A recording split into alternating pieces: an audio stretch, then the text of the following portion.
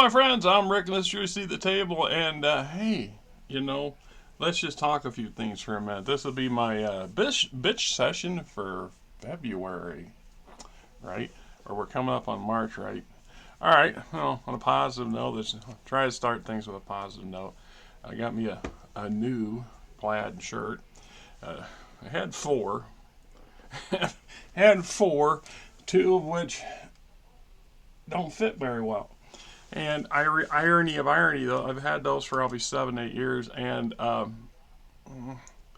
the I've lost weight according to the hospital, according to my doctor's visits and the scale. I've lost weight, but these shirts don't fit right no more. So I think they just shrank over time. We gave them to my brother-in-law so he can wear them. You know, somebody gets some use out of them. A little Missy in the background over here. Yeah. Speaking of that, we had to bury one of the shelter cats or the garage cats this morning. Uh, Buddy is one of the survivors that came from the gal across the street's house after she passed away, and he's we've never been 100% sure if he's a sibling of or like an uncle to, but we are pretty convinced that they're part of a family unit in some form. Anyway, Buddy, I think he's 4 or 5 years old, or was 4 or 5 years old at least. He's been around for about that long for sure. Uh, he is kind of a friendly cat. Even when he was purely on the street outside, he would let you approach him and stuff. Over time, he developed trust with you. Lily, the little Eeper we call her, she's the baby of the lot. That's the last kitten that came out of that house over there, and we think that's he was her uncle, and she has a brother, Mittens. And we know for a fact Lily and Mittens are siblings because there was actually three of them. They were the first batch of kittens after Jen passed away across the street, and started hanging out in her house. And their mama brought them over, and it's because we figured Buddy was Lily's mama's brother, because they were pretty inseparable as very young cats when we first moved in over 5 years ago. And so the downside with an outdoor cat is with the FIV and a bunch of other stuff, the life expectancy of an outdoor cat is 4 to 5 years. That's pretty good, which is sad. It's really sad because these are beautiful animals that could live to be 20. I've had cats that live into their 20s. It's rare, but they do. And then, of course, my mom's old cat, Squeaky, she's still hanging in there. By human years, she's in her mid 90s to, just, she eats nonstop and she's skin and bones, and we know she's got medical problems, but the only thing we could afford to do for her is put her down, and she's still breathing, eating, and getting around. So, it goes against my nature to just put them down because they're no longer convenient for us. Now we've had to make some adjustments for that. She's getting to be incontinent a little bit, so we've gotten some dog pads and put them in the back room. She goes on them, so that's the main thing. Makes it a little easier. And then some of her, like I said, I think she's got cancer of the stomach or something's going on in there, but she's just eats nonstop. She's skin and bones, and it just passes right through her. So she got a lot going on. And once again, we don't have money for a vet for that kind of stuff. Those can run in tens of thousands of dollars. I can't afford to go for normal medical stuff for Brenda and I. It just makes me feel bad because, if you can't afford to take care of them, well, that's what I feel on that. And that's honest. That's an honest feeling from me, which unfortunately is a bad habit of mine, being honest. On the work front, Kay, which is the elderly gal who's been the office manager for the better part of the last 3 years, quit. And she quit with a pretty big fireworks. She had been becoming more and more stressed for a while now, unhappy with how our employers run the business, how they choose to go about comporting their business in relations to her and her job. And she'd voiced numerous times a lot of frustration, and then she had some medical problems. She was going to be off for at least a week and a half because she needs surgery shoulder, and they didn't want her in there doing computer stuff because it's just hard. She can't be getting folders and files out of the cabinets. So she's a pretty short gal, and that just puts a lot of strain. And then, of course, she was extremely upset that that was going to interfere with her running things, which, you know, I don't know. I can't put myself, it's hard to put myself in somebody else's shoes to know exactly what triggers what. I know what triggers me. I get triggered pretty easy, but it's usually over what's seemingly important shit to me and not so much to other people. But uh, it's what makes it hard now is that Kay is a very valuable employee. I'm just being honest. The business half-assed don't run without somebody like Kay doing what she has to do, and in part because my employers like to call it in as much as they can. They would prefer to sell the business and retire, but that's not an option for them. So they tend to not be there as often as Kay would like. And Kay gets frustrated and over with this. And I think this has been going on for a while now. It's, like I said, it's been a while. Uh, all I know is that some fireworks went off, and I figured the best thing for me to do at that moment was to not say a damn thing. Get up quietly. I got up quietly and left. I had to run errands myself. We had to go pick up my wife's brother, so this brother-in-law or whatever, who's special needs more than my wife. And very special needs in a lot of ways. And he lost the place where he was living at, and then he stayed at her aunt and uncle's for a short week, and that just about destroyed them. Their relationship was already tenuous on a good day. It's hard to have a relationship when everything is stressful, everything's tight. It's hard. You sometimes have to just tolerate stuff that you wouldn't, or under good circumstances, you might not be willing to tolerate. That's part of that compromise thing that a whole lot of people today seem to think shouldn't be a part of society. So it's either my way or no way kind of attitude, and that's just not going to fix things or keep things running because that's not how it works. It never has, and it never will, regardless of the individuals who think so. Meanwhile, so this means the boss's wife, Janice, she's going to be in the office as much as she has to be. She has to do all the payroll. We're talking payroll, and then the schedule, the work, doing the schedules and work orders and stuff for the hood side of the business, which is 3/4 of the business, and keeping track of the employees from that side and their hours, and making sure that the schedule that the boss writes actually works, and if there's a lot of whatever questions get addressed beforehand, and all the typical other stuff that goes with running a small business. That's that job that's fulfilled by that office manager position, and it's not one I would willingly take under any circumstances. Because it's not my skill set. I do not know enough about any of that stuff to really want to know, and I know enough that I don't know it. All right, and so that's to know your limitations kind of crap. Then there's a whole other level of to that position. There's a reason why Kay is the fourth person in 8 years to quit from that job or get fired. I'm just pointing out for almost, I think there may be 5. I'm thinking there was one that was very, very brief window. Right, and I know there was one gal that came back. She worked for him and then left and then came back. It was on a temporary thing, and that temporary thing ran a lot longer than she insisted it was going to until she finally said, "I'm done." So we're back to that circumstance.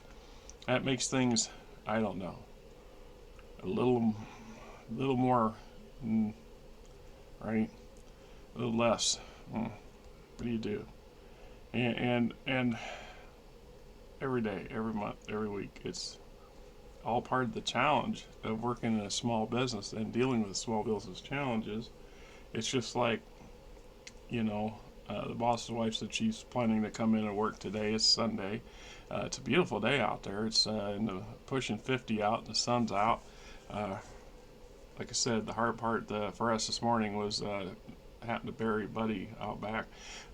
Brenda, she hadn't seen him in 2 days, and I have a standing rule: if you don't see that one of them cats at least once in the next 2 days, I want to know, because things can happen. This is a good example of that. And then thankfully did not have to climb up into the attic of the house and climb clear to the back of the house somewhere, because these cats, when they know it's the end, they will go into some place to kind of like hunker down in, as a mechanism of, I don't know, defense, habit, whatever. So he could have easily got up into the eaves and been way in the back, and I'd have been up there belly crawling across the rafters up there, trying to praying I didn't break anything or myself to retrieve the body, because you can't leave the body. You got to get him.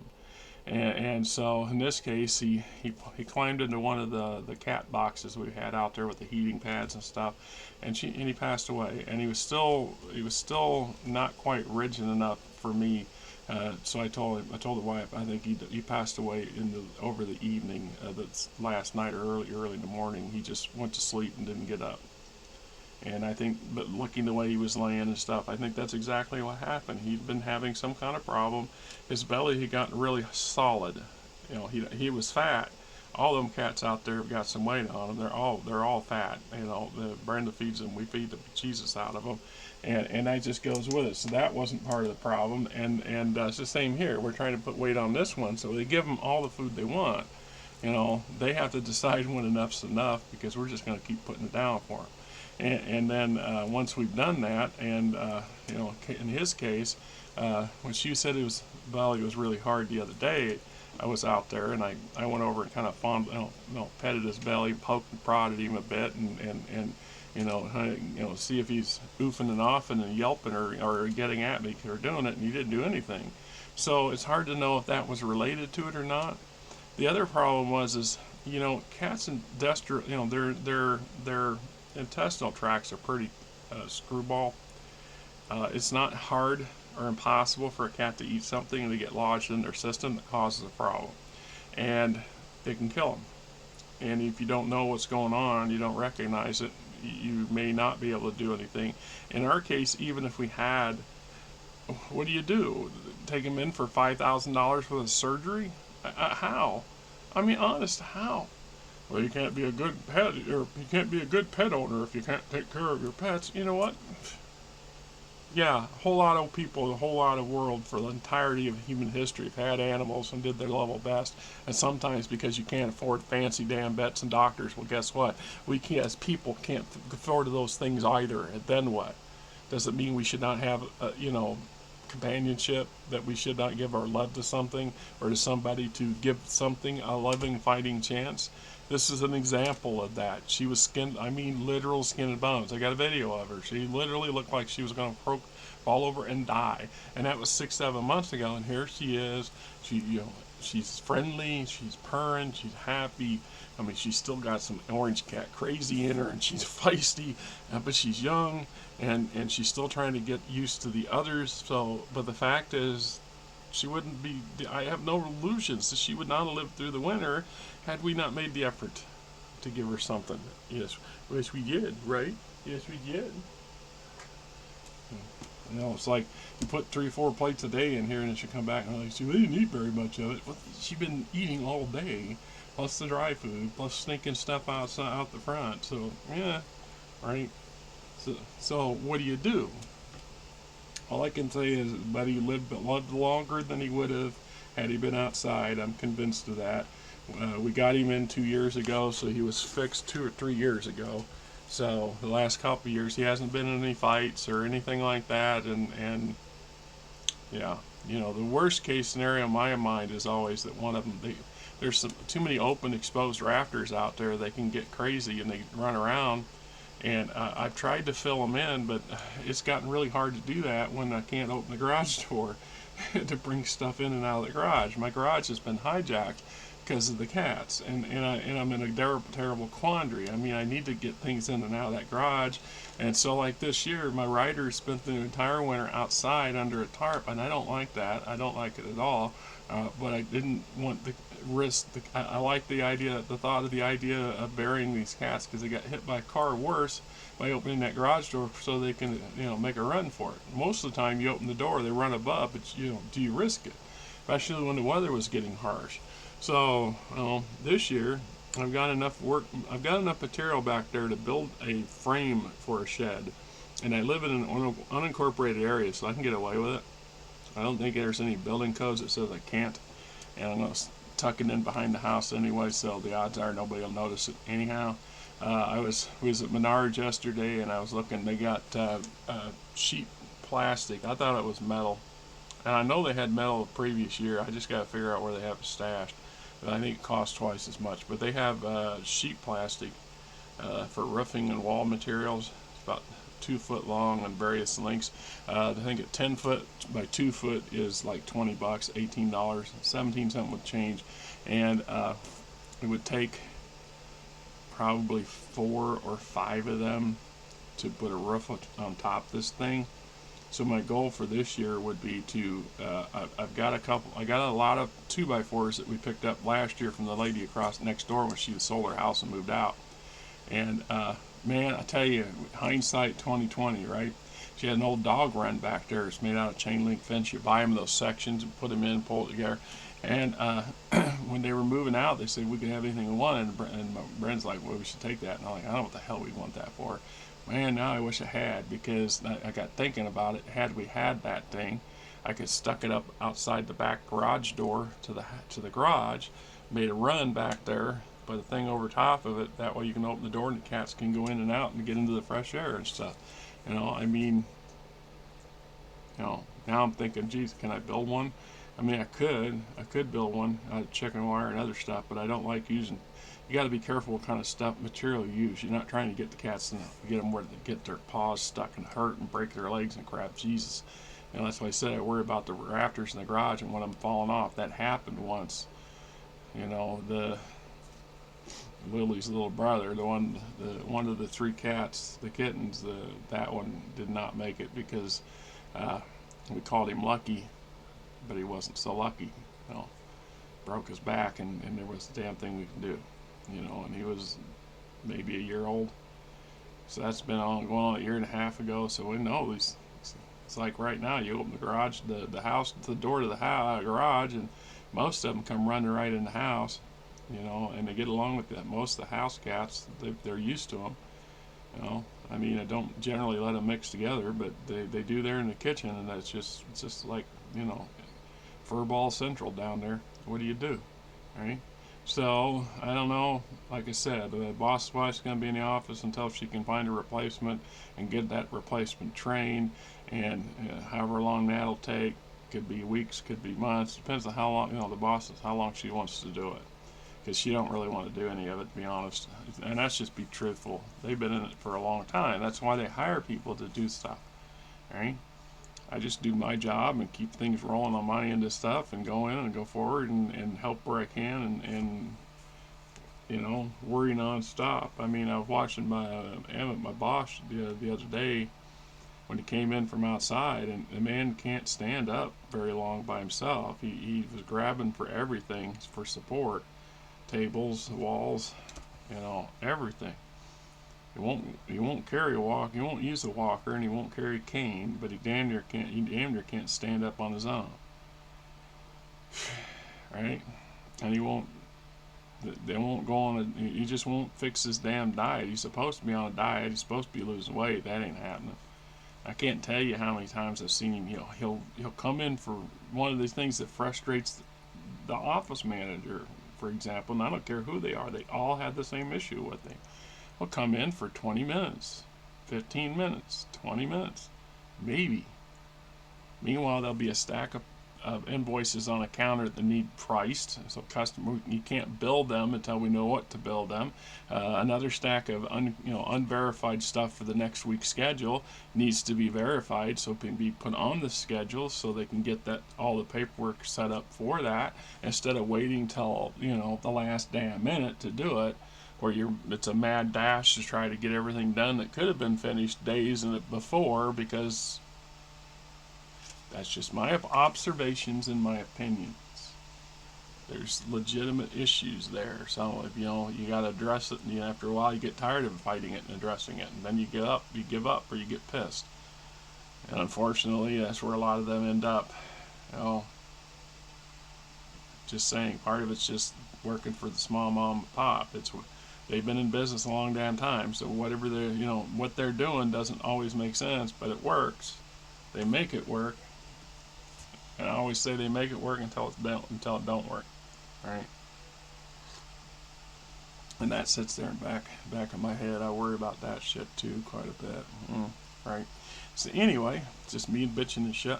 I figured I'd just get it all in one lump instead of wasting on other videos. So hopefully I can get all this out of my system. Of course, I'm still tired, which is ironic. Irony is thy friend. I think I had 46 hours, 47 hours last week. It was on a 4-day week, and more or less. But how that played out was I was out all night Sunday night on a all-night job, and then off all day Monday, half asleep, because I was out all night and don't get a whole lot of sleep on those days.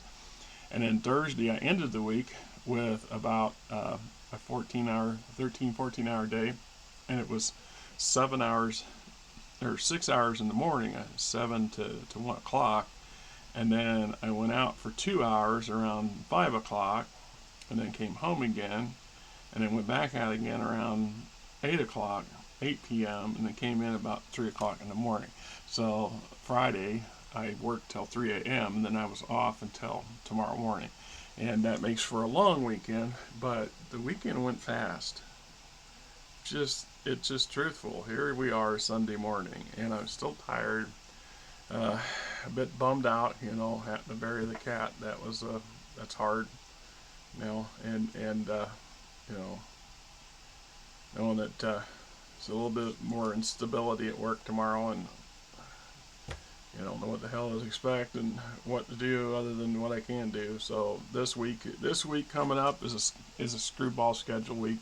I mean, tomorrow, for example, I've got a 5 or 6 hour job in the morning, a customer that takes that long, and then I hopefully start around 7, hopefully be wrapping up by 2 o'clock in the afternoon, and then in the evening time, I got to drive down to Osceola, which is about an hour and 10 minutes to an hour and 15 minutes. Yeah, maybe a little longer than that, but it's about an hour and 20 minutes south of Des Moines, and do a Hy-Vee grocery store, and then come back. So, and then the Tuesday, Wednesday, Thursday, basically the same crap. It's this work stuff in the morning, work stuff in the evening, through the week, because it's just the way that the damn customers it's just the way it plays out. So days like that suck, because I get part of a day in the morning, and then I go home for a couple, 3 or 4 hours. Sometimes it's enough time to take a nap, but even if they don't take a nap or not, you've just pretty much tied up the whole effing day, because you can't really reliably do anything of significance. You don't want to do anything that's going to wear you out physically if you got more work to do, or mentally if you got more work to do.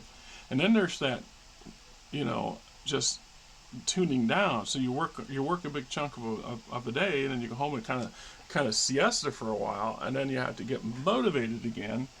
And getting that motivated for that second part can be a rough thing to do.